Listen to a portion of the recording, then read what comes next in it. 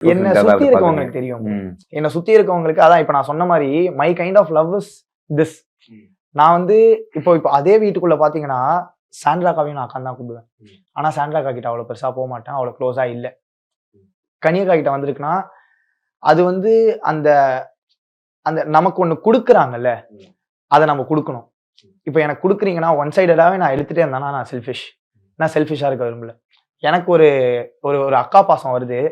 எனக்கு நான் ஜென்ரலாவே நான் வந்துட்டு அக்கா தம்பி பாசம், அதுல தங்கச்சி, அதுல எல்லாத்தையுமே நான் வந்துட்டு பயங்கர வீக்.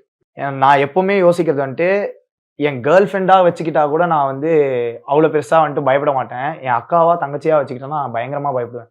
ஏன்னா அவங்க சொன்னாங்கன்னா நான் வந்துட்டு பயங்கரமா உடஞ்சிருவேன். என்ன ஏதாச்சும் இது இது இது பண்றது எனக்கு பிடிக்கல, அது தப்பு அப்படி இப்படின்னு ஏதாச்சும் சொல்லும் போது நான் பயங்கரமா உடஞ்சிருவேன், பயங்கரமா எமோஷனலி வீக் ஆயிடுவேன்.